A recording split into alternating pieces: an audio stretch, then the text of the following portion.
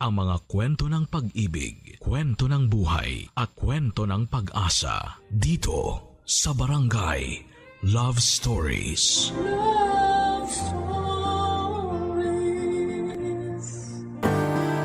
Hindi dapat na ginagawang biro ang pananakit ng damdamin ng ibang tao. Hindi rin dapat gumagamit ng iba para lamang makausad tayo mula sa sakit na nararamdaman natin. Ikaw, kabarangay, handa ka bang pumasok sa relasyon kahit na hindi mo pa mahal ang isang tao? Dear Papa Dudut, itago niyo na lamang po ako sa pangalang Nela. 29 years old na ngayon at nagtatrabaho bilang isang IT specialist. Nagkaroon ako ng long-time boyfriend noon. Carlo ang pangalan niya at akala ko talaga ay siya na, yung makakasama ko sa panghabang buhay. Marami na kasi kaming plano para sa hinaharap namin. Mga plano na ako na lang pala ang may gustong tuparin. Dahil bigla na lang niyang tinapos ang 6 na taong relasyon namin noon. Ang sabi niya noong unay naguguluhan daw siya sa nararamdaman niya. At magulo rin daw silang magkakapatid noon. Ayoko mang pumayag ay wala na akong nagawa pa, pero pagkalipas lamang ng 3 buwan mula nang maghiwalay kami, nalaman ko na lamang na pakakasalan na niya ang bagong girlfriend niya na buntis na noon. Doon na naging malinaw sa akin ang lahat, Papa Dudut. Nasaktan talaga ako ng sobra at hindi ko alam kung paano magsisimulang muli. Halos araw-araw akong umiiyak sa tuwing naaalala ko ang relasyon namin ni Carlo. Hanggang sa imbitahan ako ng kaibigan at katrabaho ko na si Camille na magbakasyon muna sa probinsya nila sa parteng Visayas. Gusto niya raw na tulungan ako na makapag-move on. Kaya naman sumabay na ako ng request sa kumpanya namin na makapag-work from home setup muna na kaagad namang na-approve. Tumira kami sa isang transient house na pagmamay-ari mismo ng tita ni Camille. Doon ko rin nakilala si Joshua nang minsan nasa may tabing dagat kami ni Camille. Guwapo siya, matangkad at palangiti. In-invite niya ako kinabukasan noon sa bahay nila na malapit lang naman daw sa transient house namin. Fiesta daw kasi sa kanila at may kaunting handaan. Sasama dapat si Camille pero umatake ang migraine niya, kaya naman ako na lamang ang pumunta sa bahay nina Joshua, Papa Dudut.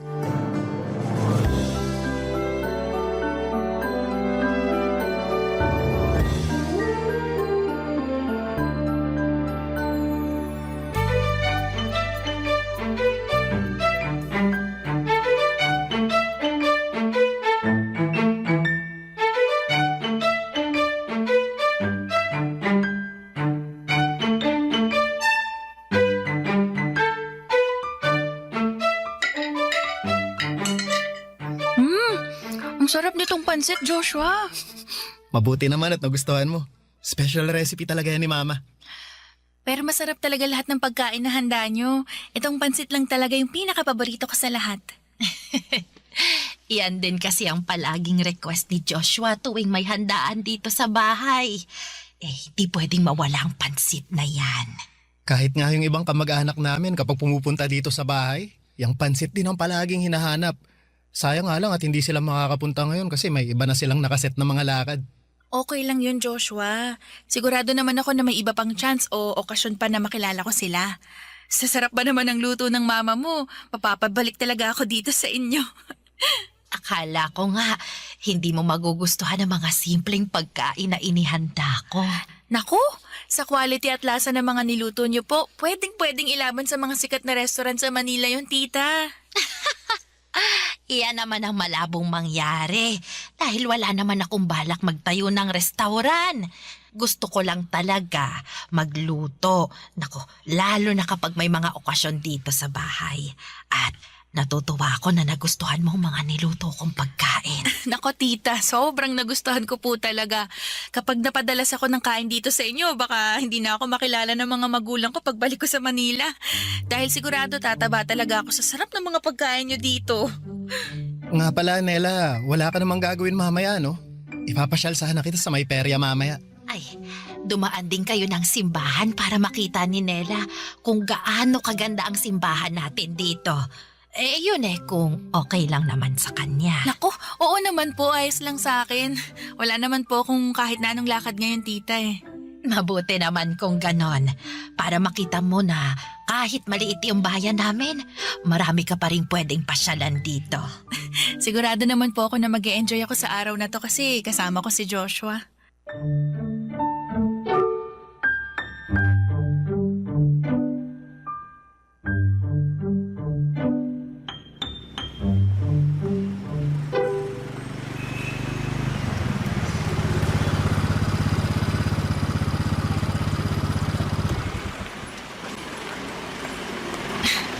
Joshua, thank you sa paghatid mo sa akin pa uwi ha. Wala yon, sana nag-enjoy ka kanina. Naku, kung alam mo lang, sobrang nag-enjoy talaga ako kanina. Naubos nga yung energy ko sa katatawa dahil sa mga joke na baon mo Tapos sobrang ganda pa ng lugar na pinasyalan natin kanina. Sobrang relaxing talaga. Ako rin, sobrang nag-enjoy ako kanina. Lalo na nung hinawakan mo yung kamay ko habang naglalakad tayo sa may tulay kanina. Bakit? Ayaw mo ba yung ginawa ko na yun? Siyempre, sobrang gusto, Nela. Nagulat lang talaga ako, tsaka natatakot ako na baka isipin mo na sinasamantala ko yung kabaitan mo. Gusto ko lang talaga na ma-enjoy mo ang lugar namin at yung bakasyon mo. Para saan yung halik na yon? Para ipaalam sa'yo na sobrang nag-enjoy ako nakasama ka. Ang dami mo pa kasing sinasabi Sorry. Sige, uuwi na rin ako para makapagpahinga ka na. Okay, sige. Ingat ka sa pagmumotor mo ha. Salamat. See you tomorrow? Oo naman, pupuntahan kita ulit dito. See you bukas. Bye.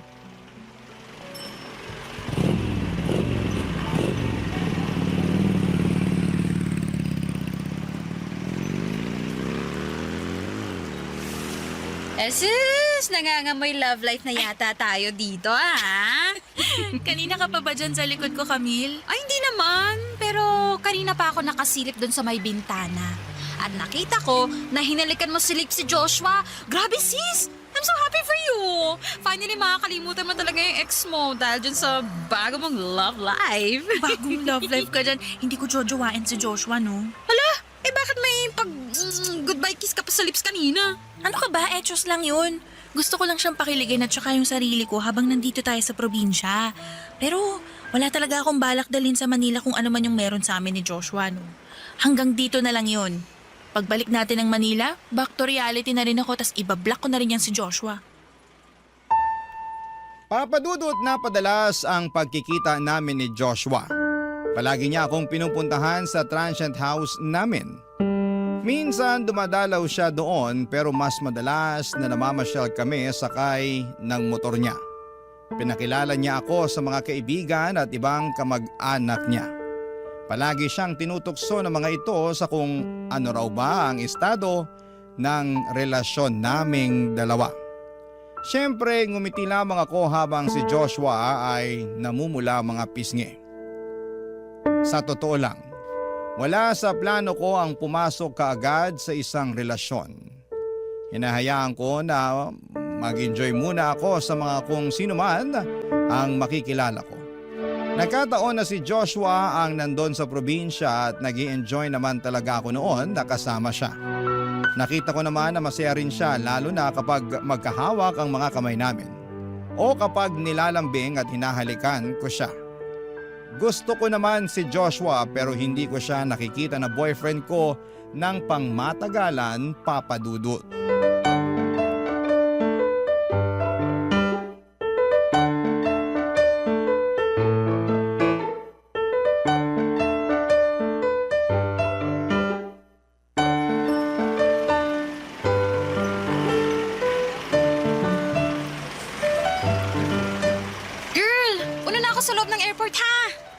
susunod na rin ako. Ay, bye Joshua! Bye, Camille! Joshua, thank you nga pala ulit sa paghatid mo sa amin ni Camille dito sa airport ha. Nanghiram ka pa talaga ng kotse para lang magkasya yung mga gamit namin. Wala yon. Gusto ko rin naman na ako mismo ang maghatid sa inyo dito eh. Sayang nga lang at hindi ka na nakapagpaalam kay mama. Ako, oo nga eh. Si Camille kasi late na nagising. Kaya hindi natuloy yung plano natin na dumaan muna sa inyo bago dumiretso sa airport. Okay lang kasi nakausap ka naman namin saglit ni mama sa video call kanina. Natuwa nga ako kasi nakausap ko siya kahit saglit lang eh. Alam mo, sobrang mamimiss ko talaga yung mga luto niya. Yung mga luto lang ba ni mama ang mamimiss mo? Pati yung lugar na to. Yung mga pagkain dito, tsaka... Ako. Ah, Ang lambot talaga ng mga kamay mo, Nela. Mamimiss kong hawakan ng mga to. Alam mo, nag-uusap kami ni mama kagabi at nagpaalam na ako sa kanya. ano namang pinagpaalam mo sa kanya? Na gusto kong pumunta ng Manila. Ha? Pupunta ka ng Manila? Di ba sinabi ko naman sa'yo yung mga plano ko? Na gusto kong sumunod sa'yo sa Manila? Oo nga, pero hindi ko naman alam na seryoso ka nung sabihin mo yun. Bakit naman ako hindi magiging seryoso alam mo naman na seryoso ako sa'yo. Nela, hintayin mo ako ha. Anong ibig mong sabihin? Hintayin mo yung pagdating ko sa Manila. Mag-iipon lang ako ng konti tapos susunod na rin ako sa'yo doon. May nakausap na rin ako na kamag-anak namin na nakatira doon. Matutulungan daw nila akong makahanap ng trabaho saka pwede pa nila akong patuloyin muna sa kanila hanggang Teka, Joshua, relax ha, relax. Ang dami mo ng plano eh. Hindi ko na masundan lahat. Sorry, medyo na-excite lang ako na magsimula ng bagong buhay kasama ka. Ang totoo, medyo kinakabahan din ako kasi never pa ako nakapunta ng Manila eh. Pero huwag kang mag-alala. Mabilis naman akong masanay sa isang lugar. Sigurado ako na makakahanap ka agad ako ng trabaho na malapit sa'yo. Para palagi pa rin tayong magkasamang dalawa. Joshua, I'm sorry ha, pero sa tingin ko, huwag ka munang magpadalos-dalos sa mga desisyon mo. Hindi ako nagpapadalos-dalos, Nela. Pinag-isipan ko na lahat to. Sigurado na ako sa mga gusto kong gawin at pagsunod sa'yo sa Manila. But I don't think we're going to work. Ano bang sinasabi mo, Nela? Joshua, I'm sorry pero hanggang dito na lang tayo. Hindi ko maintindihan. Gusto mo rin naman ako, di ba? Nela, sagutin mo ang tanong ko. Mahal mo na rin ako, di ba? Aminin ko na nag-enjoy ako sa lahat ng oras na kasama kita. Kaya lang Ano? hindi kita mahal. I'm sorry, Joshua. Hanggang dito na lang talaga tayo. Papa Dudut, kahit noong mga araw na magkasama kami ni Joshua, palagi kong naririnig ang mga plano niya na pagsunod sa akin sa Maynila at paghahanap ng trabaho dito. Hindi ko naman sineseryoso yun kasi wala talaga sa isipan ko na patagalin ang kung anuman ang meron sa aming dalawa. Gusto ko lang mag-enjoy at saglit na makalimot sa pagkawasak ng puso ko nang dahil sa ex-boyfriend ko. Pero hindi ibig sabihin na gusto ko nang pumasok sa isang relasyon. Nagigilty din naman ako sa mga sinabi ko sa kanya lalo na nang naluluhan na niya akong niyakap ng mahigpit. Paulit-ulit niyang sinasabi kung gaano niya ako kamahal at kung gaano niya kagusto na sumunod sa Maynila para makasama ako. Pero bukod sa hindi pa ako handang pumasok sa relasyon, hindi rin talaga si Joshua ang tipo na gagawin kong boyfriend. Alam ko sa sarili ko na kahit formal niya akong ligawan ay hindi ko siya seseryosohin o sasagutin man lang, Papa Dudut. Hindi ko nakikita na magiging kami in the near future, Papa Dudut. Barangay Love Stories. Barangay Love Stories.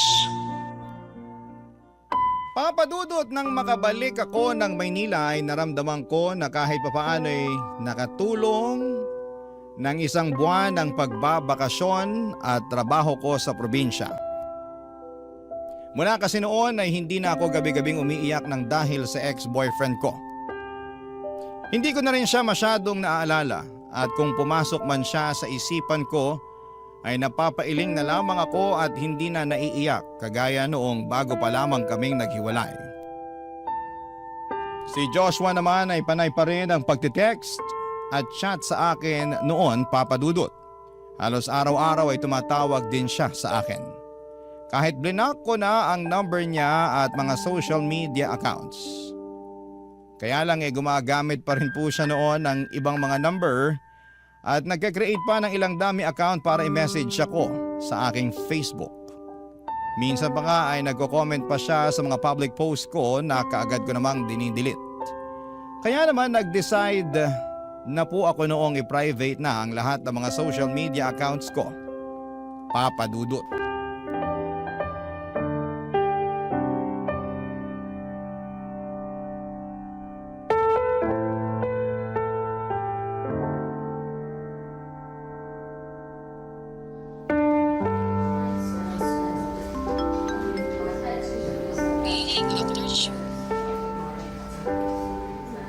Uy, kumusta ka na? Kumusta pakiramdam mo?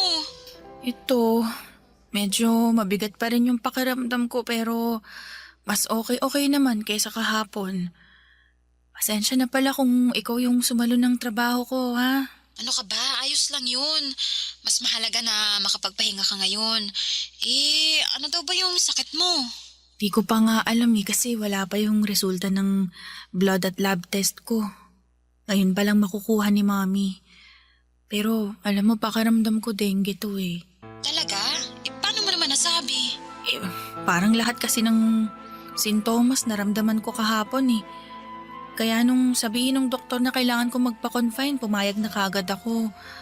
Taas na rin kasi ng lagnat ko, saka parang mahihimatay na ako sa sobrang bigat ng pakiramdam eh. Kaya nga magpahinga ka lang na mabuti para makabalik ka na dito sa office at makapagtsikahan na ulit tayo. Ay nako, yan talaga yung una kong gagawin kasi sobrang boring dito sa ospital. Ramdam ko nga. Sige na girl. Kailangan ko rin ibabatong tawag at may mga kailangan pa akong tapusing trabaho. Get well soon ulit ha. Salamat Camille, bye.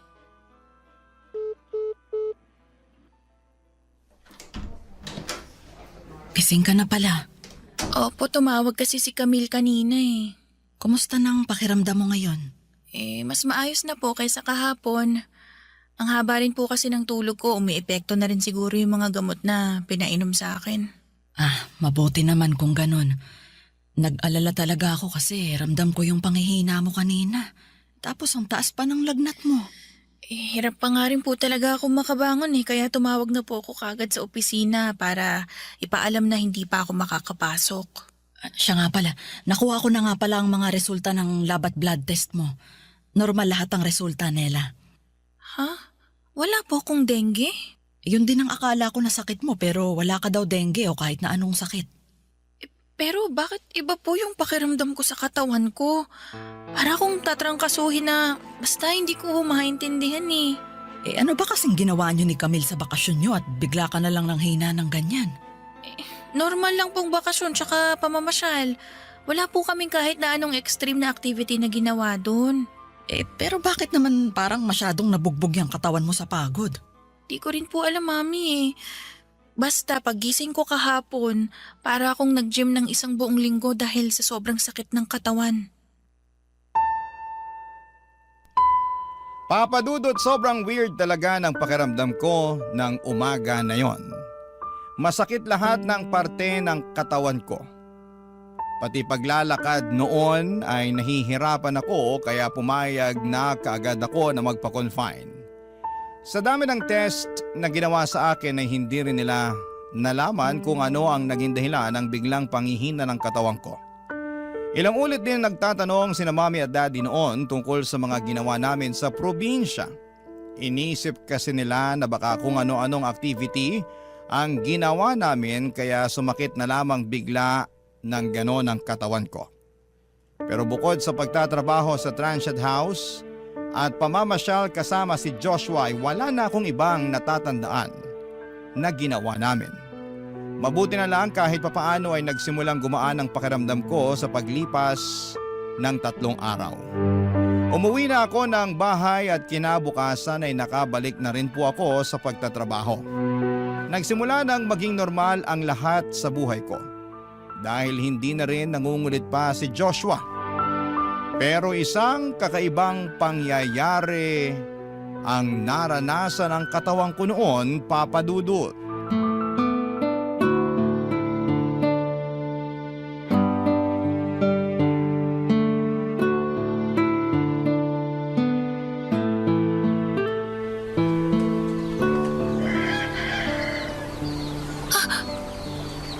Ano tong nandito sa mukha at leg ko? Bakit ang dami kong sugat? Mami! Mami! Oh, anak. Bakit sumisigaw ka dyan at... Ay, Diyos ko! Anong nangyari sa mukha at leeg mo? Hindi ko po alam, Mami. Tingnan niyo po, meron din dito sa braso ko. Ang dami mong butlig sa mukha at parang... Ay, parang nagsusugat na ang mga nana. Ang kati-kati nga po tas ang hapdi ng balat ko ngayon. Ay, Diyos ko, anak. Namumula at namamaga talaga yung mga sugat mo. Pati yung mga mata mo namamaga din. Mami, ano kaya to?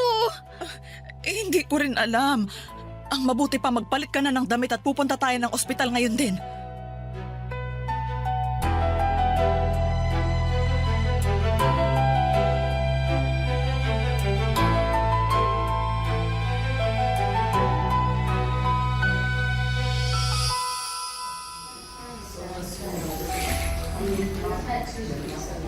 Naila, kumain ka muna nitong sopas na binili ko.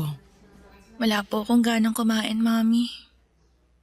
Kati na naman talaga ng leeg ko. Anak, kailangan mong kumain bago ka uminom ng mga gamot mo. Hindi ko nga po alam kung epekto pa yung mga gamot na yan sa akin, May. Kanina pa po ako nagpapahid ng mga ointment na nireseta ng doktor na bili natin, pero hanggang ngayon hindi ko pa rin nararamdaman yung epekto. Kati-kati pa rin po ng balat ko. At saka, namamaga pa rin po yung mga sugat sa leeg at mukha ko. Kaya nga kailangan mong kumain para mainom mo na rin tong mga gamot mo.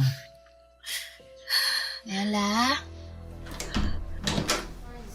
Oh, Camille, ikaw pala yan. Pasok ka na dito. Sige po, tita. Nela. Nela, anyari sa'yo? Nag-send na ako ng picture sa'yo, di ba? Bakit parang gulat na gulat ka pa rin? Kasi, mas grabe pala kasi talaga yung itsura ng mga sugat dyan sa balat mo pag sa personal. Pangit ba? Hindi naman. Pero, oo, pangit. Medyo nakakadiri siya tignan eh. Tsaka nagnanana yung dyan sa mukha at leg mo. Tapos parang may tutubo na rin dyan sa mga braso mo. Kinakamot mo ba yung mga yan? Kanina ko pa nga siya sinasaway sa pagkakamot na ginagawa niya. Sobrang kati naman po kasi talaga, Mami. Kaya ang hirap pigilan. Ano daw sabi ng doktor? Hindi nila malaman kung anong klase ng rashes o sugat tong lumalabas sa balat ko. Hindi naman daw skin asthma o allergy. Kaya baka lumipat na lang kami ng ibang ospital bukas ni Mami. Alam mo, sa tingin ko, Nela, hindi na ospital ang kailangan mong puntahan. Ha? Anong ibig mong sabihin? Sa itsura ng mga kati-kati mo sa katawan, sa tingin ko, kailangan mo nang magpa-albularyo. Papa Dudut, akala ko nung una ay nagbibiro lamang si Camille nang banggitin niyang tungkol sa albularyo. Iniisip ko noon na baka gusto niya lamang na pagaanin ang nararamdaman ko. Grabe kasi talaga ang itsura ko noon, Papa Dudut. Para akong may bulutong na mas malala pa doon. Magkakaibang sugat ang tumutubo sa mukha at buong katawan ko. Pero lahat sila ay sobrang kati na para bang may kung anong lalabas mula sa balat ko. Kaya naman awang-awa talaga sa akin si Camille, lalo na nang mas matagal niyang matitigan ang balat ko. Nakita niya kung paano ako nasasaktan sa bawat pagkilos ko. Papa Dudut, hindi ako masyadong naniniwala sa mga maligno o ano pang mga may kinalaman sa kababalaghan. Mas pinapaniwalaan ko pa ang kakayahan ng siyensya. Alam ko na may scientifical explanation ang kung anuman ang pinagdadaanan ko noon. Sadyang nahihirapan lang ang mga ospital na matukoy kung ano talaga ang pinagmumulan ng mga tumutubo sa balat ko. Kaya naman hindi ko na sineryoso ang kung anuman ang sinabi ni Camille noon, Papa Dudut. Barangay Love Stories. Barangay Love Stories. Papa Dudut, mas lumala ang kalagayan ng balat ko noon. Nakatatlong ospital na kami na pinuntahan pero walang mga doktor ang makapagbigay ng malinaw na paliwanag sa kung ano nga ba ang tumutubo sa balat ko. Kung ano-anong mga ointment at oral medication ang ibinigay nila sa akin. Wala ni isa sa mga yon ang tumalab at nakapagpagaling ng balat ko. At sa bawat araw na lumilipas ay ramdam ko yung mas paglalim ng mga sugat sa lahat ng parte ng katawan ko. Sobrang hirap linisan ang mga sugat ko dahil palagi itong nagdurugo o pumuputok ang mga nana. May malagkit na likido na lumalabas doon na may mabahong amoy na kasama. Nang maubos ang sick leave credits ko ay pinilit kong pumasok sa opisina pero nahirapan akong mag-commute. Kitang-kita kasi sa balat ko ang mga sugat ko. Kaya naman nag-face mask at long sleeve na talaga ako kaya lang dumidikit ang mga sugat ko sa mahabang manggas ng damit ko. At may kakaiba ring amoy ang ibinibigay ng katawan ko kahit naliligo naman ako sa araw-araw. Nag-request na lamang ulit ako ng temporary work from home setup sa opisina. At dahil sa kalagayan ko ay pumayag naman sila sa request ko. Pero habang tumatagal ay mas lalo akong nahihirapan noon, Papa Dudut. Dahil bumalik ang pananakit ng katawan ko hanggang sa dumating ako sa puntong nagdesisyon na akong sundin ang payo ni Camille na papuntahin sa bahay namin ang kilala niyang manggagamot na si Mang Emong, Papa Dudut.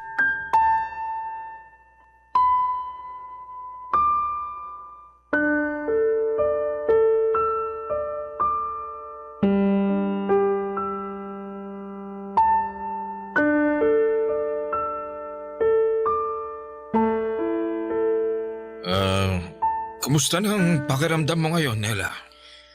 Masakit pa rin po yung mga sugat ko eh. Parang gumagalaw yung mga sugat ko at may lalabas na kung ano mula sa loob nito. Napansin ko nga na ang sariwa ng mga sugat sa balat mo. Mang Emong, ang sakit din po ng buong katawan ko eh. Para po akong sinagasaan at tumakbo ng ilang daang kilometro. Uminom na nga po ako ng gamot sa sakit ng katawan pero wala po talagang epekto eh. Alam mo, pagpasok ko pa lang dito sa kwarto mo, may kakaiba na ako agad na nararamdaman eh. Ano pong ibig niyong sabihin? Nela, meron ka bang nakaaway bago mo naramdaman ang lahat ng ito? Nakaaway? Wala naman po, Mang Emong. Mabait na bata ang anak ko. Kahit sa kapitbahay o mga kamag-anak namin, wala siyang nakakasamaan ng loob. Kahit po sa opisina, wala akong natatandaan na nakakaaway ko. Wala ka bang naalala na baka may nasaktan kang tao kahit hindi mo sinasadya? Wala naman po kasi hindi po talaga ako palaaway tsaka... Nela, si Joshua. Sinong Joshua? Yung yung lalaking nagkagusto kay Nela nung nasa probinsya kami. Naging boyfriend mo ba siya? Hindi po, Mami, pero gusto niyang sumunod dito sa Manila para makasama ako pero sinabihan ko siya na wag na kasi ayoko na siyang paasahin palalo. Kaya ayun, pinutol ko na lahat ng pwedeng maging komunikasyon naming dalawa. Alam mo, feeling ko talaga si Joshua yun. Wala na ibang pwedeng gumawa sa'yo niyan kundi siya lang. Parang imposible naman yung sinasabi mo dahil alam kong mabuting tao si Joshua. Maraming pwedeng gawing bagay ang mga taong sobrang nasaktan. Sandali. May gagawin lang ako rito. Mang Emong, ano po yung sinusulat nyo sa papel? Orasyon ito. Laban sa barang na nangyayari ngayon sa kaibigan mo. Barang? Ibig sabihin po mambabarang si Joshua? Pwedeng oo. Pwede rin namang pinabarang kanya sa ibang tao. Pero nararamdaman ko na malakas ang kapangyarihan ng mambabarang na to. At malaki ang galit na nararamdaman ng taong gumawa sa iyo nito. Manong, ano pong gagawin nyo dyan sa maliit na papel na yan? Ito, irorolyo ko ito. At iipit ko sa ilalim ng hinlalaki ng kanang paa ni Nela. Pero Ineng, ngayon pa lang sasabihan na kita na masakit itong gagawin ko, ha? Paano po magiging masakit Papel lang yung ilalagay niyo sa hinlalaki ng paa niya. Hindi lang ito basta papel. Papel na may nakasulat na orasyon at kasamang dasal ko. Nela, Po, ilalagay ko na ito dito sa ilalim ng hinlalaki mo, ha? Ano man ang sakit na maramdaman mo, kailangan mo yung tiisin. Dahil doble o triple ang sakit na nararamdaman ng taong gumawa nito sa'yo. sige po Mang Emong. Sige, ito ilalagay ko na, Nela. Tiisin mo lang. Tiisin mo. Kailangan nating mapaalis ang mambabarang na gumawa nito sa katawan mo. Mang Emong! Ang sakit!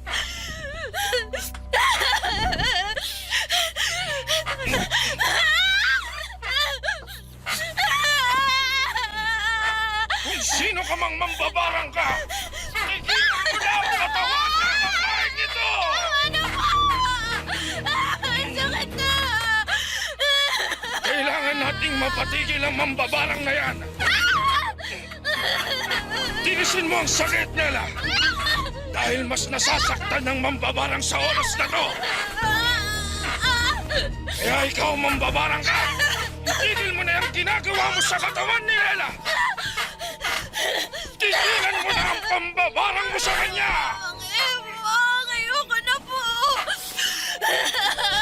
Sobrang sakit na po talaga! Tama na po! Mang Emong, ayoko na po! Sobrang sakit na po talaga!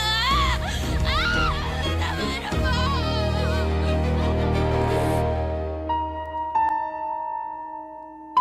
Papadudot nung sabihin ni Camille na baka si Joshua ang may pakana sa kung anuman ang nangyayari sa akin ay hindi talaga ako makapaniwala.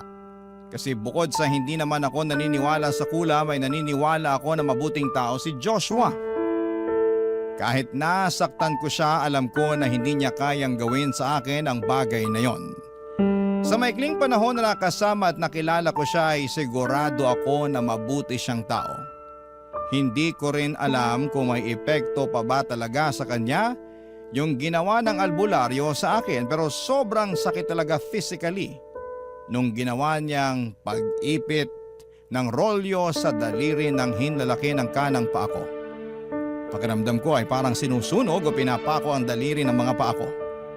Ang sabi ng albularyo ay doble o triple raw ang sakit na nararamdaman ng taong kumukulam sa akin dahil sa ginagawa niya.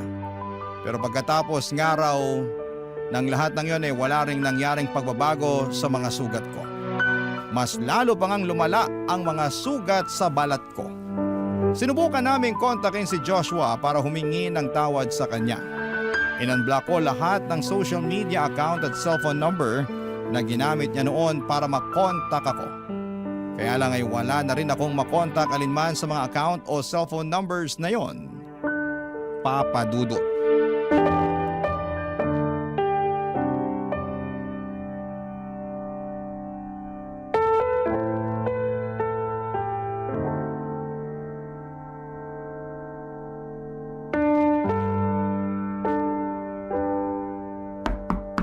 Nela, si Tita Joanne mo to. Pwede ba akong pumasok? Sige po, tita. Pasok po kayo.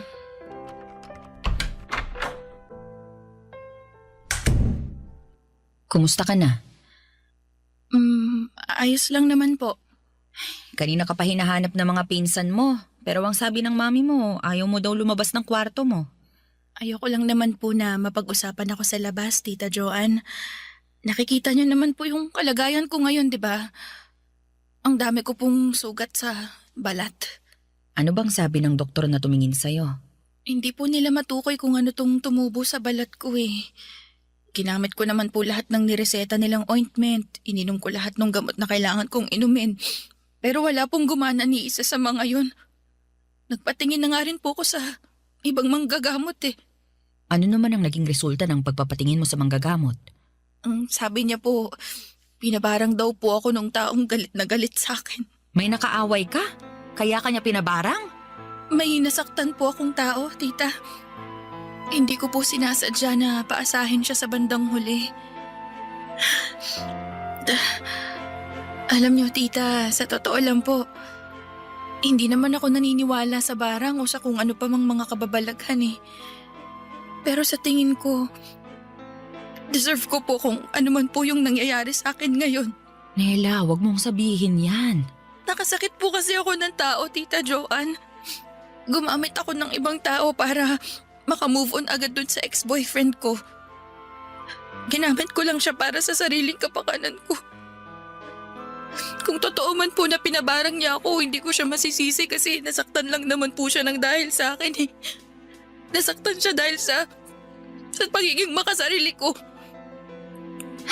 Hindi ko alam kung makakatulong to. Pero gusto mo bang ipag-pray over ka namin ng mga ka-churchmate ko? Imbitado rin kasi sila sa birthday celebration ng lola mo, kaya nandyan din sila ngayon sa labas. Sigurado ako na kahit paano, makakatulong to sa kalagayan at nararamdaman mo ngayon. Kung ayos lang sa'yo, papapasukin ko sila dito sa kwarto mo para makapag-pray over tayo ng sabay-sabay nila. Sige po, tita. Ayos lang po sa akin. Sa tingin ko, matinding dasal ang kailangan ko para tuluyan na akong gumaling. Sadyang nakalimutan ko lang na may Diyos pala. At yun ang kailangan kong ibalik sa buhay ko. Ang pananampalataya ako sa Diyos. Papadudo, tuluyan na talaga akong nawala ng pag-asa na gumaling noon. Grabe na kasi talaga yung mga butlig, sugat at mga nana na kumalat sa balat ko. Naamoy ko na rin noon ang malansang amoy ng mga sugat ko na yon. Kaya hindi na talaga ako makalabas pa ng bahay kahit para man lang mamalengke o tumambay sa mall. Nag-request na rin ako ng pangmatagalan na work from home setup. Buti na lang at pinayagan ako ng kumpanya namin kasi kung hindi ay baka maparesign na lamang ako nang wala sa oras. Hindi ko na kasi talaga kayang bumiyahe o pumasok sa opisina. Grabe yung tinginan at parinig sa akin ng mga tao sa paligid ko. Kita ko yung pandidiri sa mukha nila at yung mga tinginan ng mga mata nila sa balat ko. Parang gusto ko na lamang lamunin ako ng lupa noon. Kaya naman wala na akong ibang ginawa kung hindi ang magtrabaho at magkulong sa loob ng kwarto ko. Kahit pa nga may family gathering na sa bahay namin mismo ginaganap ay nagkukulong pa rin ako sa kwarto ko. Ayoko kasing makita at pandirihan ako ng mga tao. Nagdalawang isip pa nga akong pumayag nang sabihin ni Tita Joanne ang tungkol sa pagpipray over na gusto nilang gawin sa akin. Pumayag na lamang ako kasi naisip ko na wala na rin namang mawawala. Ilang saglit lang pagkatapos niyang lumabas. Bumalik din siya sa kwarto kasama ang ibang mga churchmate niya. Sinabihan niya muna ako noon na ipikit ang aking mga mata. Pagsisihan ko ang mga kasalanan ko at humingi ako ng tawad sa mga taong nagkasala sa akin. Sinunod ko po ang lahat ng sinabi niyang yon hanggang sa nakita ko na lamang ang sarili ko na umiiyak. Habang nagpe-pray over sina Tita Joanne ay halo-halo ng emosyon ang nararamdaman ko ng mga oras na yon. guilt, galit, takot at awa. Halos humaguluhol na ako nang matapos sila sa kanilang pagdarasal. Pagkatapos noon ay biglang gumaan ang pakiramdam ko, Papa Dudut. Hindi ko alam kung paano at bakit nangyari yon, at pagkalipas nga ng ilang araw ay himalang unti-unting natuyo ang mga sugat ko hanggang sa tuluyan na ngang gumaling ang mga yon. Hindi ako naniniwala sa kababalaghan, pero sigurado ako na malaking tulong ang pagpe-pray over na ginawa sa akin nila Tita Joanne.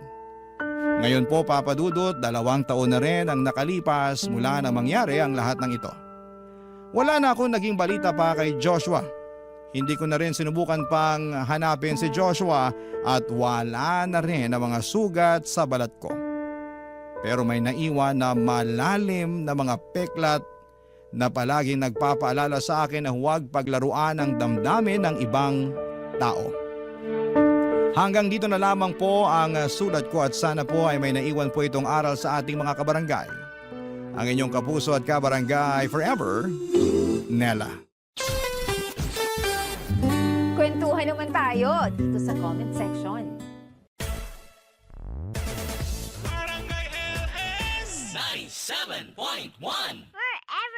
Mga kwento ng pag-ibig, kwento ng pag-asa at mga kwento ng buhay dito sa Barangay Love Stories. Love Stories.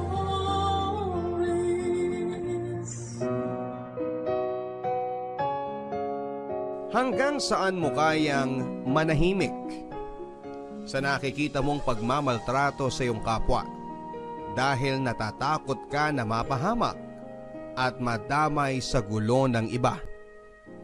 Dear Papa Dudut, isang magandang araw po sa iyo at sa lahat ng ating mga kabarangay. Ako po si Andrea, taga Quezon City. 25 years old at pamilyado na ako. Ako po ay dating sales lady, Papa Dudut, sa isang mall, pero minalas na mawala ng trabaho dahil nga po sa pandemya. Kaya ngayon ay nag-online selling na lamang po muna. Dahil din po dito ay maraming oras na rin po akong nakikinig sa Barangay LS sa inyong programa. Sa awa naman po ng Diyos ay nakakaraos-raos naman kami ng pamilya ko sa ngayon, kahit na 2 po kami ng asawa kong si Melvin na nawala ng trabaho. At tumututok na lamang po kami sa pag-resell ng mga pagkain online.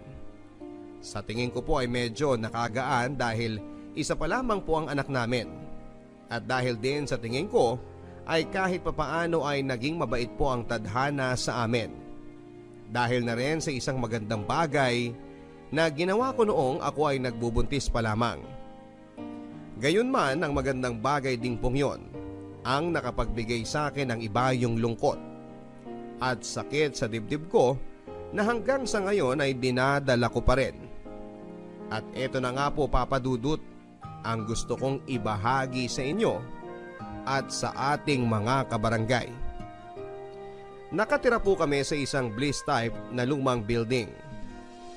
At ang inuupahan po naming bahay ay pinagawa ng divider ng may-ari para pwedeng paupahan sa 2 pamilya.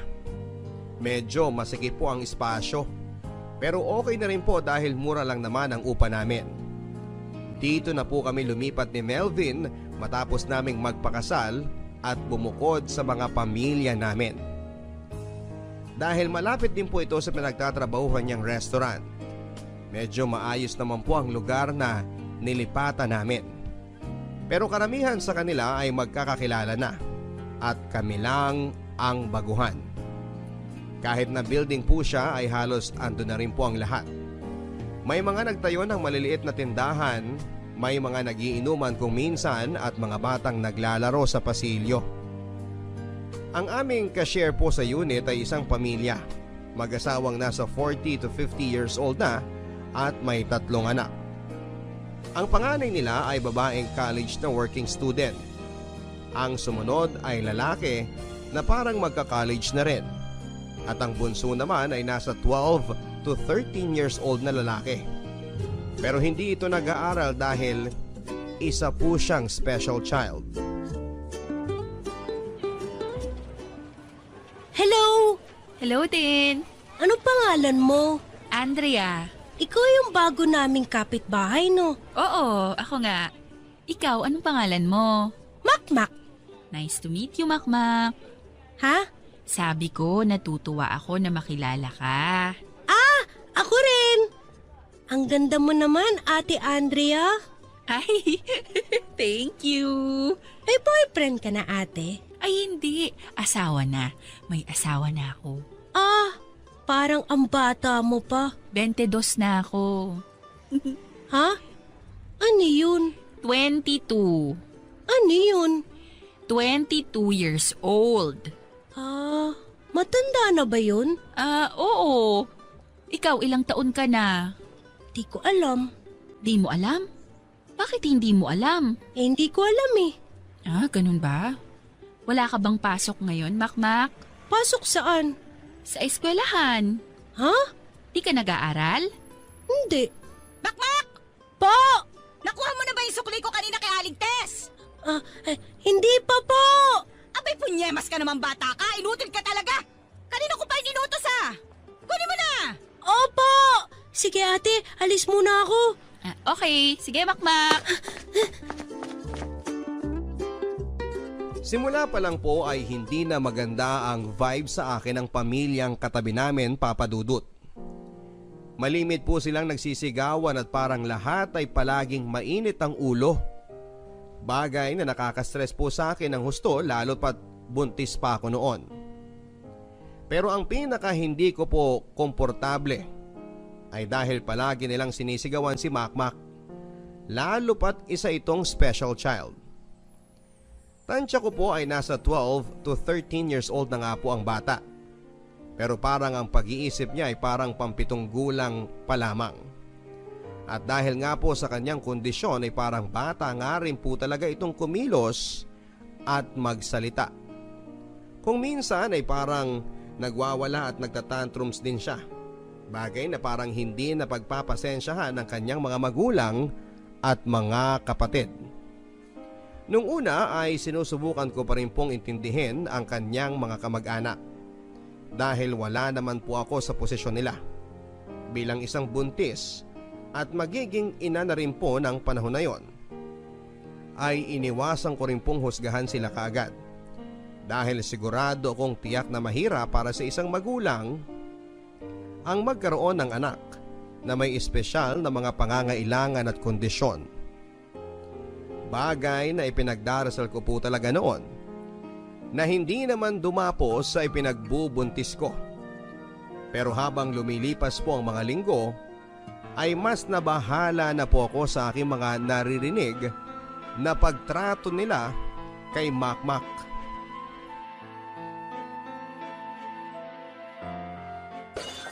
Tinamaan ang magaling ka talagang bata ka! Lintik ka! Pagkakain kasi, kumain lang! Lintik, munti ka pa mabubugtong pa ako! Leche ka ha! Inutil ka rin kasi tulad ng anak mo na to, Gloria! Bakit mo kasi binigyan ng babasagin na baso? Dapat yung plastic lang binibigay mo dito eh! Pakain ko sa inyo mag-ina tong bubog eh!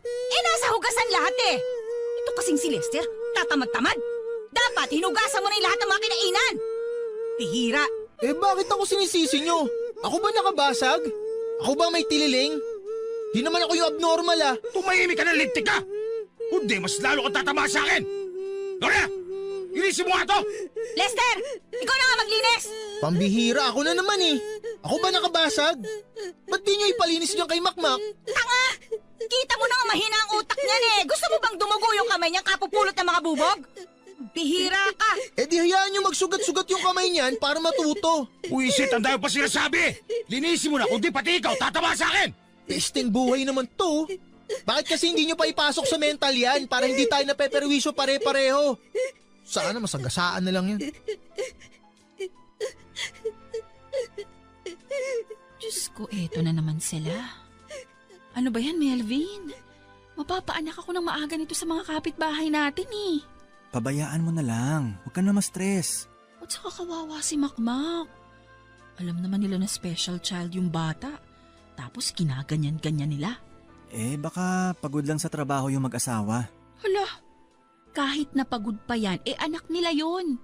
Kadugo nila yon. Galing sa kanila yon. At saka kahit na may kondisyon yung bata, may pakiramdam pa rin yun.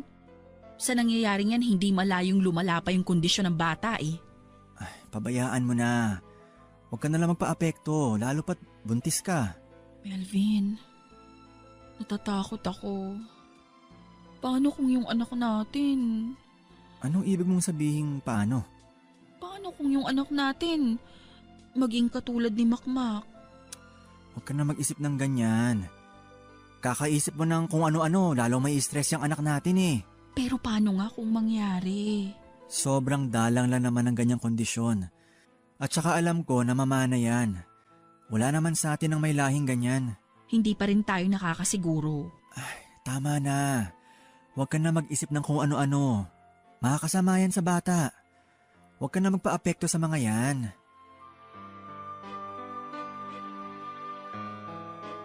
Nasa ika-4 na buwan ko po ng pagbubuntis nang lumipat kami sa bahay na yon. At sa stress ko sa mga sigawan sa kabila ng manipis na pader na humahati sa aming maliit na inuupahan ay pakiramdam ko ay mapapaanak ako ng hindi oras. Sa mga panahon na yon ay wala pa naman po akong trabaho dahil kaka-endo ko lamang din sa dati kong pinapasukan. At ang balak sana naming mag-asawa ay sa bahay muna ako mamamalagi at mag-i-reselling na lamang muna ako ng make-up para hindi ako matagtag at ma-stress sa pamamasukan at pagkukommute at maalagaan ang aking pinagbubuntis. Pero ang bad vibes na ibinibigay po ng kapitbahay namin dahil sa kanilang sigawan at murahan, pakiramdam ko ay mapapaanak na rin po ako nang wala sa oras. Kaya most of the time ay naka-headphones na lamang ako at nakikinig sa Barangay Love Stories para hindi ko na masyadong marinig ang sigawan sa kabila. Dahil palagi din po akong nasa bahay lang ay medyo nalaman ko na rin po ng bahagya ang background ng pamilyang kapitbahay namin kahit na madalang ko lang pong makausap ang mga ito. Ang padre di pamilya po ay parang 1 o 2 beses lamang sa isang linggo kung umuwi. Nagtatrabaho po ata sa isang factory sa Laguna. Ang nanay naman ay isang mananahe. Ang panganay na babae ay nasa kolehiyo at nagwo-working student. At ang panggitna naman po ay parang senior high school pero tamad namang mag-aral.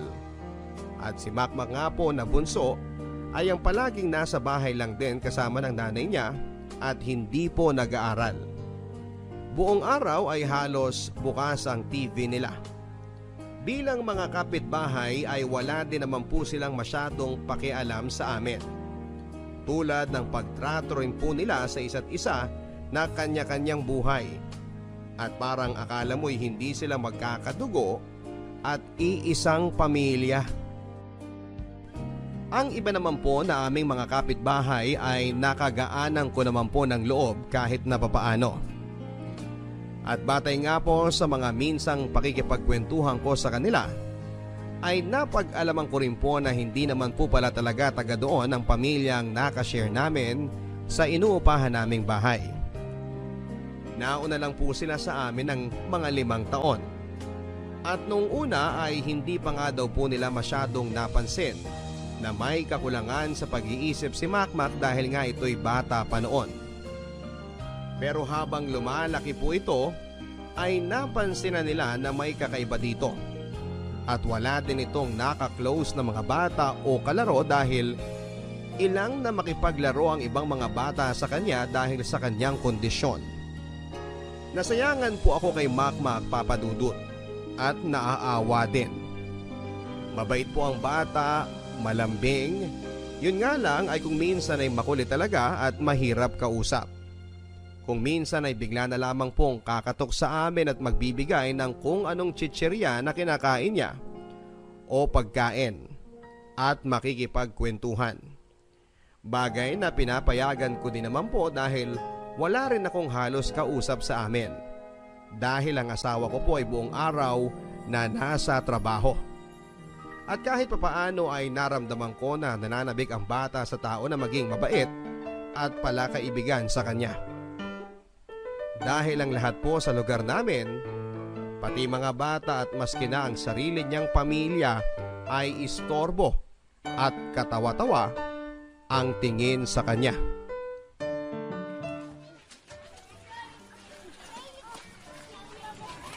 Pwede ako pasali? Oh, sino nakasunod? Hoy, bata! Pasali! He? Huwag mo nga ako sigawan. Pasali nga sa laro nyo! Ayaw ka naming kalaro, matanda ka na. Di ako matanda! Tapos isip bata ka pa. Hindi ako isip bata! Umalis ka dito! Huwag kang mastorbo, naglalaro kami. Sa mga ugali nyo! Pangit! Pangit! Hoy, hindi kami pangit ha. Ikaw kaya ang pangit. Kayo ang pangit! Umalis ka na sabi! Huwag ka magulo dito! Hindi ka naman kasali! Sige, kukunin ko to! Uy! Ibalik mo yung pamato! Ayoko! Akin lang to hanggang di nyo ako pinapasali! Akin na yan! Akin na sabi! Ano ba? Hindi ko tayo bibigay! Ayaw mo ha? Aray! Aray ko! Ba't mo ako tinulak? Buti nga sa'yo! Tay! Tay! Oh, ano nangyari? Bakit ka nadapa? Tinulak ako niya, no! Ikaw talaga lintik kang bata ka eh. Aray!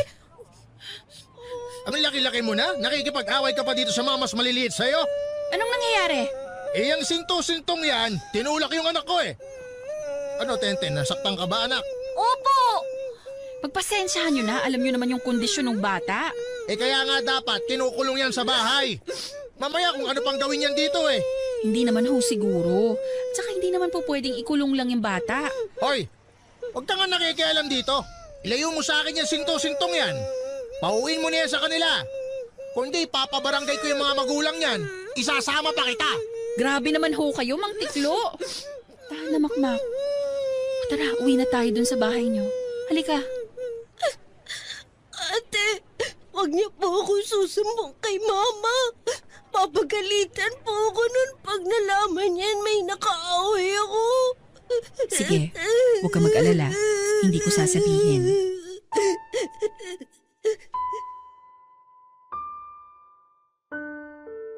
Nang pinagtanggol ko po si Makmak kay Mang Tiklo, ay bigla pong may kung ano akong naramdaman na awa at bugso ng damdamin para protektahan siya.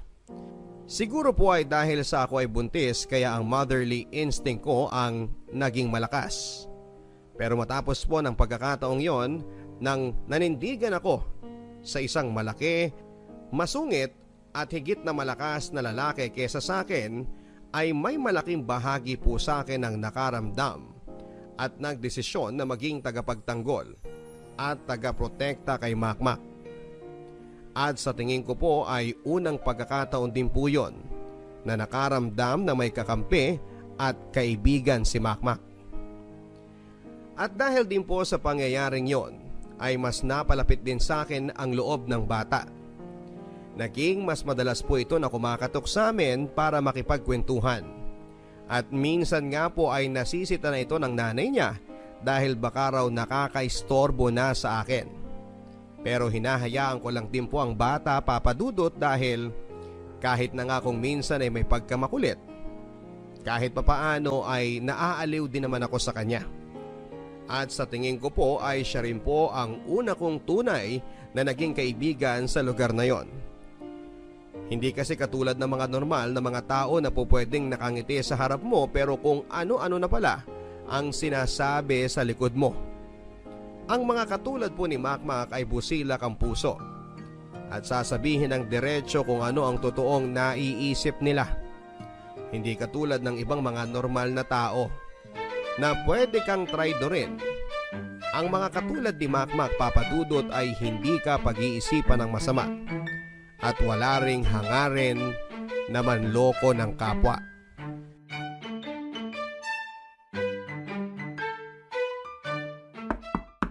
Sandali lang. Hi, ate! Hi, Makmak. Ate, ito para sa'yo. Wow! Salamat dito sa choknat, ha? You're welcome! Aba! Nagagamit mo na yung tinuro ko sa'yo. Pasok ka muna sa loob. Ate, dito muna ako Yay! Buka. Gusto mo ba ng juice, Makmak? Sige! Yung paborito ko! Sige, pagtitimpla kita ha.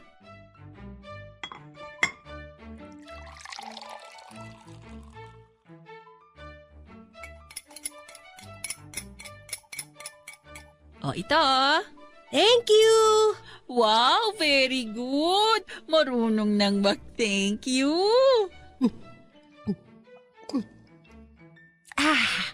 Sarap! Teka. Makmak, paano yung braso mo? Nahulog ka ba? Bakit ka may pasa? Ito.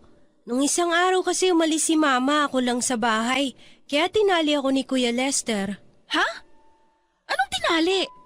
Bakit ka tinali? Kasi umalis din siya sa bahay. Pero bakit kanya tinali? Para hindi ako makalis ng bahay.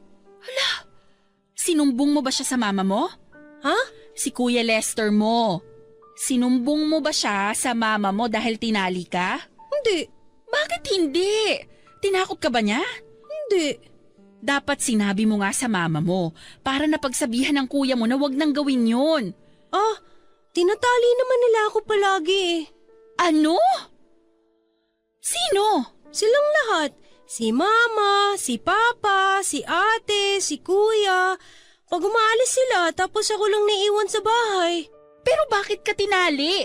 Para nga daw hindi ako umalis. Kulit mo naman Hindi yun tama. Paano kung nagugutom ka na? O pag kailangan mong mag-CR? Pinipigilan ko. Diyos ko. Hindi tama yung ginagawa nila sa'yo, Makmak. Makmak! Makmak! Nasaan ka bang abnormal ka?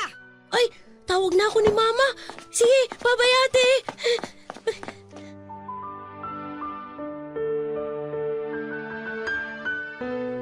Kinalabutan po ako sa sinabing yon ni Makmak, Papa Dudut.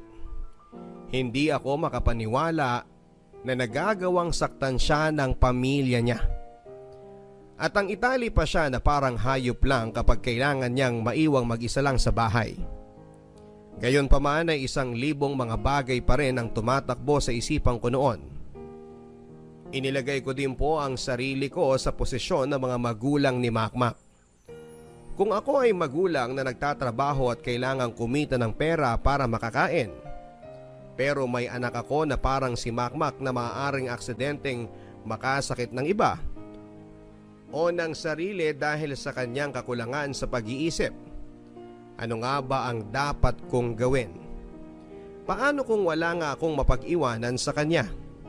Wala namang tayong mga daycare sa Pilipinas na libre at sagot ng gobyerno para mapag-iwanan sa bata, lalo na sa mga kagaya ni Makmak. Kapag kumuha naman ako ng bantay ay kailangan ko rin itong bayaran. At kung hahayaan ko lang naman si Makmak at ilak lang sa bahay, paano kung maglaro ito ng kung ano-ano na pwedeng simula ng sunog? Kapag hindi ko naman kinandado ang bahay, paano kung umalis ito? Mawala at hindi na makabalik pa. Pero sa lahat ng mga sitwasyong iniisip ko na maaaring pinagdaraanan ng mga magulang ni Makmak, ay isa pa rin po ang isinisigaw ng aking konsensya at puso, Papa Dudut, na mali ang kanilang ginagawa kay Makmak. At kung ginagawa din ng mga kapatid ni Makmak ang pagtatali sa kanya kapag sila ay umaalis ng bahay, ay hindi rin naman sila po pwedeng sisihin din dahil mga bata pa rin naman sila. Kaya ang mga magulang lang talaga ang dapat na sisihin dahil sila ang dapat na gabay at maging huwara ng tamang asal at moralidad sa kanilang mga anak. At dahil binabagabag po ako ng husto ng aking nalaman tungkol sa pagtatali ng mga magulang at ng mga kapatid ni Makmak sa kanya, kapag sila ay umaalis ay kinausap ko po noon si Melvin tungkol dito. Maski rin po si Melvin ay nagulat at naasiwa sa ginagawang yon ng pamilya ni Makmak. Pero nang tinanong ko si Melvin kung ano ba ang dapat naming gawin, ay doon na po medyo umatras si Melvin. Huwag na lang daw po kaming makialam dahil kapitbahay lang naman kami. at wala pa namang nangyayaring masama sa bata. At nang sinabi ko na hihintayin pa ba namin na may mangyaring masama sa bata, ang sabi lang po sa akin ni Melvin ay umiwas na lamang daw po kami sa gulo. Lalo pat bago pa lamang kami sa lugar na yon. Hindi po ako makapaniwala sa naging pasya ni Melvin, Papa Dudut. Lalo pat buntis ako at magiging ina na. Hindi ko maatim kung paanong natitiis ng mga magulang ni Makmak na itrato siya ng ganon. Wala ba silang lukso ng dugo na nararamdaman sa bata? Hindi na ba nila nakikita si Makmak na tao?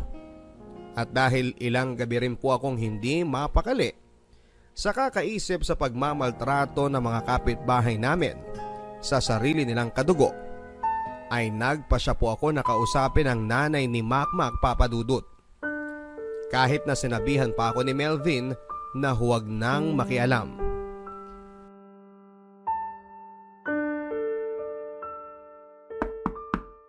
Teka! Magandang araw po, Aling Gloria. O bakit? Anong problema? Hindi, wala ho. Gusto ko lang po sana kayong makausap ng saglit. Tungkol saan? Ano po kasi di ho ba buntis po ako. Tapos palagi lang naman po ako nandito sa bahay. O tapos? Naisip ko lang po kung kailangan yung umalis at si Makmak lang ang may iwan sa bahay nyo, pwede nyo naman po siyang ihabilin sa akin. Ha? Pwede ko po siyang bantayan kapag wala kayong mapag-iwanan sa kanya. Bakit? Naisip ko lang po. Kasi kung minsan, parang wala pong tao sa bahay nyo.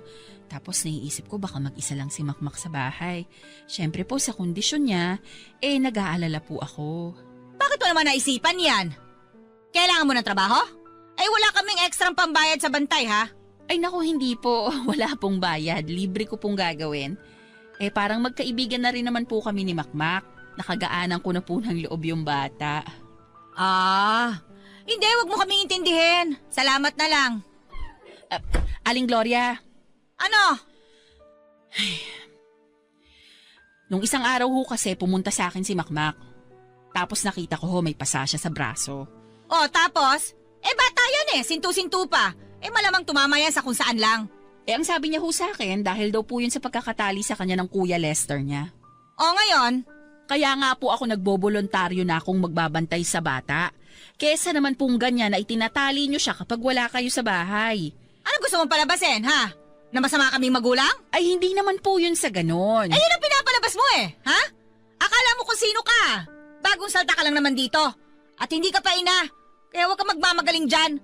Hindi mo alam kung anong hirap ang dinaranas namin dyan sa batang yan. Pero Aling Gloria, anak niyo ho si Makmak. Kadugo niyo yan. Kahit ganyan yung kondisyon niya, tao yan. Huwag niyo naman pong itrato na parang aso yung bata na tinatali niyo. Hoy Andrea, mag-ingat ka dyan sa mga lumalabas sa bunganga mo ha. Hindi namin tinatrato na parang aso yung bata. Yan ang sa tingin namin na mas mabuti para sa kanya. Hindi kasi nakakapag-isip yan ng tama. Pero nasasaktan nga yung bata. Yan ba ang sinumbong niya sa'yo? Hindi ho, hindi siya nagsumbong. Naisip ko lang nung nakita ko yung mga pasa niya. Pwes, wag kang makialam. Makialam ka kung ang lumabas dyan sa sinapupunan mo ay kulang-kulang din ang utak. Pero ngayon, wala kang karapatang makialam. Buhay namin ito. Pabayaan mo kami.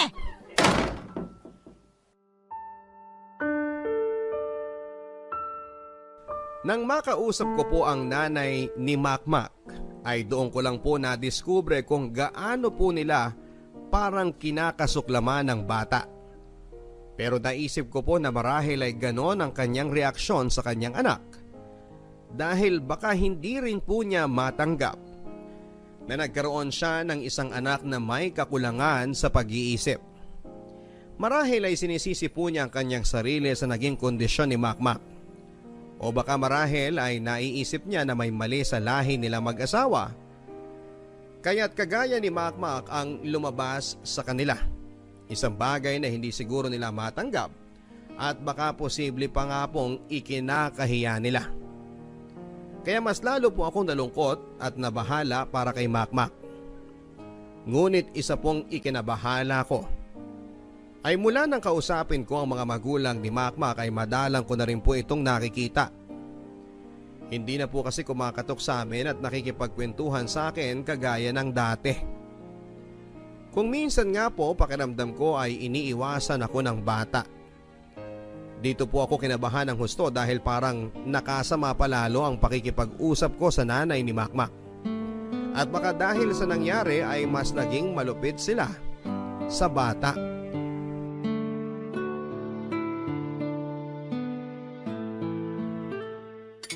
Mahal. Ano yun? Mahal, kinakabahan ako. Bakit? Kay Makmak. Madalang ko na kasi siyang nakikita eh. Baka naman nasa bahay lang, naglalaro. Mahal, may sasabihin ako. Ano yun? Nung isang linggo kasi, kinausap ko si Aling Gloria. Tungkol saan? Sinabi ko na kung aalis sila ng bahay at maiiwan lang mag-isa si Makmak sa bahay, pwede naman nilang ipabantay sa akin yung bata. Oh, bakit ka nag-aalala? Wala namang masama dun sa sinabi mo ah. Mabuti nga yun. Nagkakawang gawa ka pa. Kasi nabanggit ko sa kanya na alam kong tinatali nila si Makmak. Ay, mahal naman. Bakit mo sinabi yun? Bigla ako na lang nabanggit eh. Kasi gusto na niyang tapusin agad yung usapan. Nag-aalala ako dun sa bata. Dyan sa anak natin, hindi ka nag-aalala? Melvin naman. Pwede naman ako mag-alala sa pareho. Ano namang kinalaman nun? Paano kung malaglag yung bata? Di ba, kaya nga hindi ka muna nagtrabaho para hindi ka matagtag at maalagaan mo yung anak natin? Tapos ngayong andito ka naman sa bahay, problema ng ibang taong gusto mong akuin. Melvin, ang dali para sa'yo. Kasi hindi ikaw ang nakakarinig ng mga away at iyak ng bata sa kabila. Ako buong araw ako nandito. Ako ang nakakarinig sa lahat. Di wag mong pakinggan. Makinig ka sa radyo. So ang gusto mong gawin ay magbingi-bingihan ako at magbulag-bulagan sa nangyayari sa kabila? Melvin, ikaw pa ba yung kausap ko? Hindi ko kaya na walang ginagawa habang nakikita kong may naghihirap sa paligid ko. Tingnan mo. Ngayon, mukha nakakuha pa tayo ng kaaway. Kakapakialam mo dyan, di parang mas lalo pang nakalala. Hindi na pinapalabas yung bata. Yun ang kinakatakot ko eh. Pabayaan mo na. Tapos na eh. Wala ka na magagawa. Pero paano kung mas lalo nilang tinatali yung bata sa loob? Paano kung pinarurusahan nila lalo yung bata? Parang umiiwas na nga sa akin si Makmak eh. Kaya nga wag mo nang dagdagan. Pabayaan mo na sila. Ang intindihin mo si baby, okay? Huwag ka na magpa-stress sa problema ng ibang tao. Walang madudulot na maganda yan sa atin.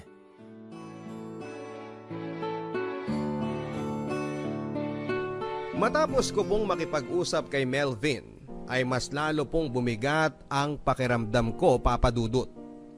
Mas lalo po akong natakot na baka dahil sa kagustuhan kong matulungan ng bata, ay mas lalo pa po itong nakasama sa kanya. Isa pa ay tama nga rin po si Melvin. Parang dahil sa ginawa ko ay nainis pa sa amin sina Aling Gloria. At may mga pagkakataon pa nga na kapag nag-aaway sila sa kabilang bahay o kapag napagsasabihan si Makmak ay parang nagpaparinig pa ito sa akin. Pinapagalitan nila si Makmak na huwag daw masyadong malakas kung umiyak dahil baka daw kung ano-ano na naman daw ang isipin ng mga malisyosang kapitbahay. Ang hindi ko po nabanggit kay Melvin ay bukod kay Aling Gloria, ay nakaaway ko rin po si Mang Tiklo na tatay ni Tenten, ang batang nakaaway ni Makmak. Mula nang namagitan ako sa pamamatok niya kay Makmak noong nag-away ang dalawang bata, ay naging masungit na rin po ito sa akin at kung minsan nga po, kapag bumibili ako sa tindahan o naglalakad ako sa pasilyo at natsetsempohan na naroon din siya, ay tinitingnan ako ng masama. Sabay parinig na ingat kayo, may sawsawera. Pero pinalampas ko na lamang po ang lahat ng yon, Papa Dudut, kahit na gustong gusto ko na rin pong pumatol kung minsan. Iniisip ko na lamang po ang sinabi sa akin ni Melvin na kailangang kumalma ako at gawing priority ang kalagayan ng magiging anak namin. At kahit na mahirap po sa kalooban ko, ay pinilit ko na lang pong hindi magpaapekto sa mga sigawan. At maski sa pag-iyak ni Makmak sa kabilang bahay. At nang tumagal ay parang Naging manhid na nga rin po ako, Papa Dudut. Umabot na ako sa punto na naging normal na lamang sa akin na may magulo. Maingay at komplikado kaming mga kapitbahay. Nang tumagal kung minsan ay hindi ko na nga po napapansin na nag-aaway o nagsisigawan sila. Habang may pinapanood akong nakakatawa na video sa social media. Sa madaling sabi ay nawala na po ako ng pakialam, Papa Dudut. Kung minsan ay bigla-bigla ko rin pong naaalala na tinatali si Makmak ng mga magulang niya. Pero kaagad ko rin pong isinasantabi ang impormasyon na ito at binabaliwala. Sa isip ko ay ganun talaga. Wala na akong magagawa pa. Bukod pa dyan ay parang nasanay na rin po ako na halos hindi ko na nakikita si Makmak. Hanggang sa isang araw nang kumatok siya ulit sa pintuan namin. Sandali lang! Sino yan? Hi, ate! Oh, Makmak! May ipipigay ako sa'yo. Uy, salamat! Paborito mo yung choknut, di ba? Binigyan ako ni Aling Linda kaya bibigyan din kita. Naku, maraming salamat. You're welcome! Makmak, bakit ang tagal mo nang hindi pumupunta dito? Ah, kasi binawalan ako ni Mama eh. Pero wala siya ngayon eh, kaya andito ko. Eh sino nang kasama mo sa bahay? Si Kuya Lester lang nandyan ngayon, nagsiselfone. Buti naman at tumaan ka, namimiss na kita eh. Anong nangyari dyan sa kamay mo, Makmak? Itong peklat na to. Pinaso ko ni tatay. Ano? Bakit ka pinaso? Bilang parusa, makulit daw ako eh. Makmak! Hindi ba sinabi ko sa'yo huwag kang pupunta dyan? La, yan na si nanay. Makmak, sandali! Lester! Hindi ba sinabi ko sa'yo na huwag mong palalabasin tong kapatid mo? May ginagawa ako eh. Hindi ko na malayan. Ang bihira ka naman, cellphone ka na cellphone, pukpuk ko sa ulo mo yan eh. Ikaw na bata ka ha? Hindi ba't sinabi ko na sa'yo na dito ka lang sa bahay at huwag na huwag kang pupunta dyan sa mga chismosa sa katabi? Tumahimik ka! Baka mamaya sabihin na naman nila dyan tinatrato ka dito na parang hayop. Napaka-OA mo! O Lester, hugasan mo na itong isda at ipangat mo. O ano? Hindi pa ba sapat yung nakikinig ka sa kabila? Ano bang gusto mo't nakikisaw-saw ka pa dito, ha? Bakit may paso ang kamay ni Makmak? Ay wala ka na doon! Pakialamera ka! Sandali! Ano bang gusto mo, ha? Sabi ni Makmak, pinaso raw siya ng asawa nyo. At napapaniwala ka naman. Kita mo na nga, sintu-sintu yan eh. Tapos naniniwala ka sa mga lumalabas sa bunganga niyan. Eh di mas buang ka! Ano nga ho ang nangyari sa kamay niya? Bakit siya may malaking peklat? Wala ka na doon! Chismosa kang hayop ka!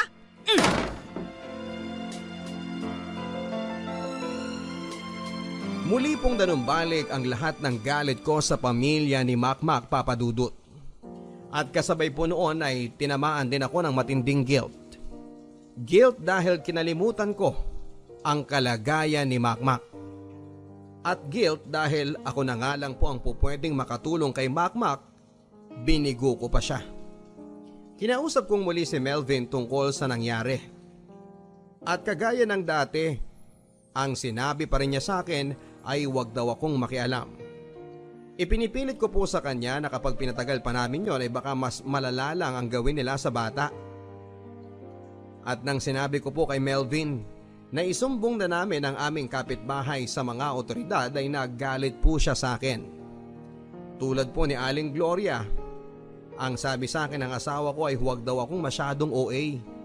Huwag daw akong magpadalos-dalos dahil hindi naman namin alam ang buong sitwasyon. Nagtampo po ako kay Melvin, Papa Dudut. Gayon pa man ay hinanda ko na rin po ang sarili ko.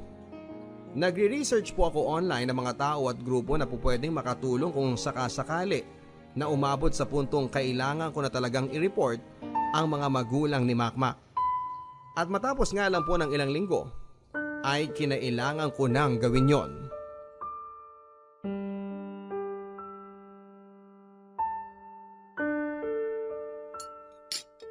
Mahal, Ano yun? hindi ako mapakali. Bakit? Parang 2 o 3 araw ng tahimik dyan sa kabila eh. Baka umalis sila. Nagpunta sa probinsya. Ay, Oh, bakit? Kung ano-anong naiisip ko Paano kung iniwan nila dyan si Makmak? Sus, hindi naman siguro nila gagawin yon. Isasama nila yon malamang. At saka kung andyan yan, di dapat. May narinig na tayong kaluskos, hindi ba?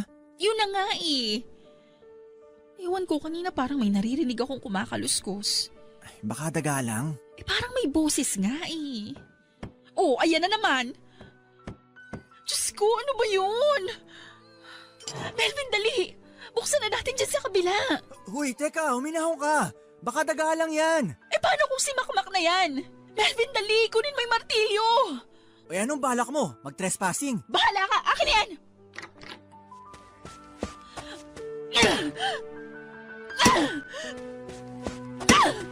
Huminahon ka! Parang hindi ka buntis Ako na dyan! Diyos ko! Makmak! Sandali, tutulungan kita. Melvin, tanggalin mo yung tali. Ano nangyari sa batang to? Makmak, anong ginawa nila sa'yo? Diyos ko, dito ka na naihi at nadumi sa salawan. Ate, oh no. Mahal, bigyan mo siya ng tubig. Bilis! Buti pa, isugod na natin siya sa ospital. Nangihina ng bata.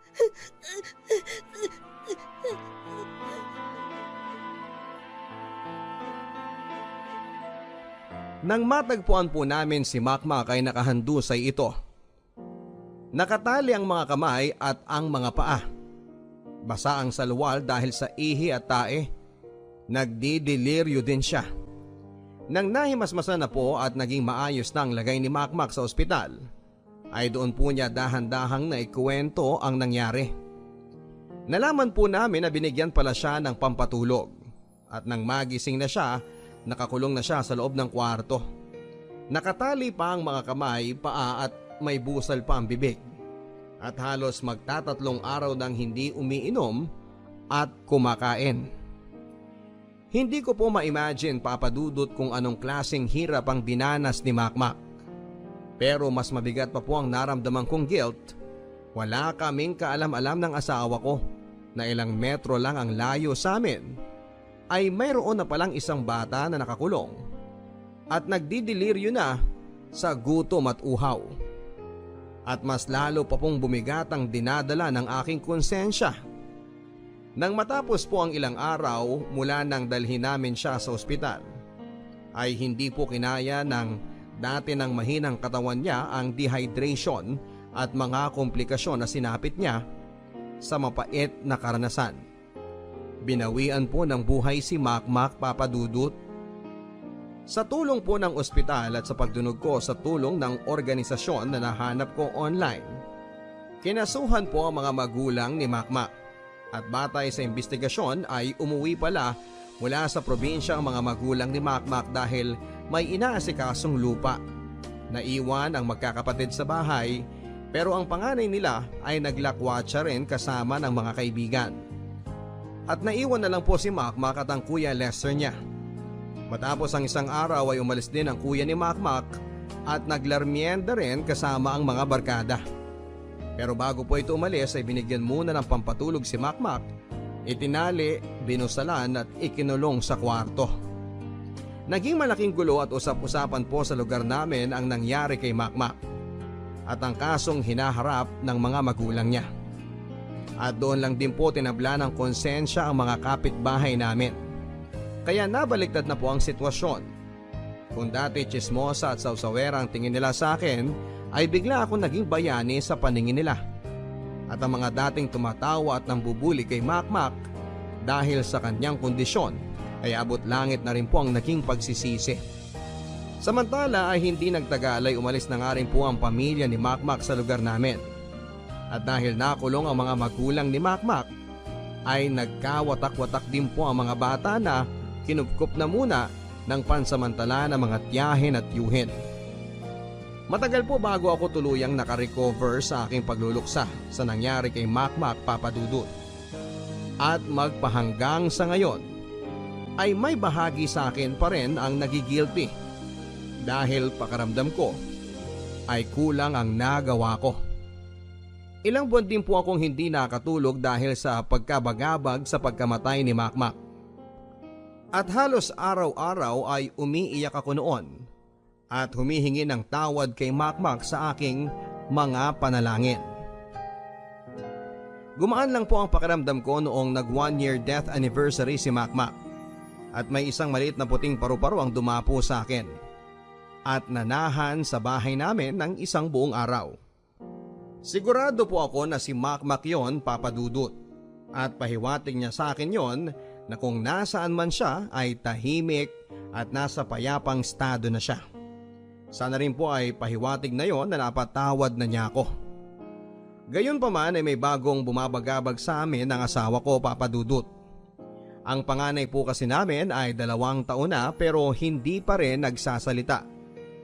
May mga nagsasabi na baka daw po pipi, bingi o may autism ang anak namin.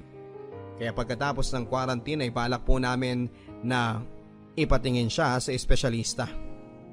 At ano pa man po ang maging resulta ng kanyang evaluation, mahirap man at magastos, ay napag-usapan na po namin mag-asawa na tatanggapin po namin ng buong buo at may pangunawa ang kanyang kondisyon. Sa totoo lang po ay may bahagi sa akin ang nag-iisip na kaya siguro nag-cruise ang landas namin ni Makmak ay para maihanda ako ng Diyos kung sakasakaling matukoy man ng doktor na special child din ng anak namin ni Melvin. Sana po ay naibigan ninyo ang aking kwento pati ng ating mga kabarangay. At sana kahit na papaano ay maka-inspire po ang aking karanasan sa ibang mga tao na makialam, tumulong at hindi magbulag-bulagan kapag may nakikita silang naaapi at nangangailangan. Ang inyong forever kapuso at kabarangay, Andrea.